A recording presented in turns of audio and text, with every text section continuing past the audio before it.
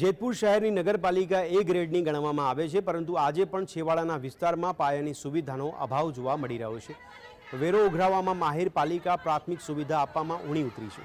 ગણેશનગર વિસ્તારમાં પ્રાથમિક સુવિધાઓ આપવામાં ન આવતા લોકોએ હલ્લાબોલ કર્યો છે।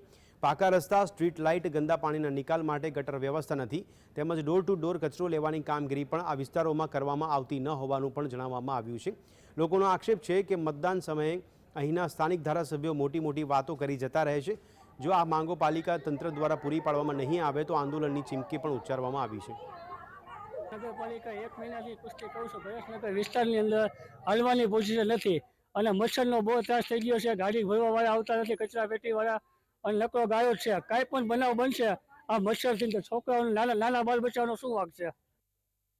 અત્યારે પગ વગાને બધા થઈ જાય છે, આ ગાડીઓ પડે છે, બધા હાથ પગ નાના થાય છે, તો એ હું અમાર મચ્છરનો ગંદકી વાળો થાય છે, અત્યારે ફેલાય છે બધો રોગચાળો, તો અમારે શું સમજવું? કઈ અમારે ગટર નથી, કાંઈ શેરી કાંઈ હરકી નથી, રોડ નથી, કાંઈ નહીં અમારે અહીંયા અમારા છોકરા પડે છે। હું ખુદ પરમથી પડી તો મારે 1000 રૂપિયાની દવા આવી, રિપોર્ટ કરાવ્યો, ફોટા પડાવ્યા, પડખામાં લાગ્યું, લપટીને પડી ગઈ, એટલે નાના નાના બાળકો છે અમારે માંદા પડે છે અને ગંદકી બહુ છે અમારે અહીં કણે।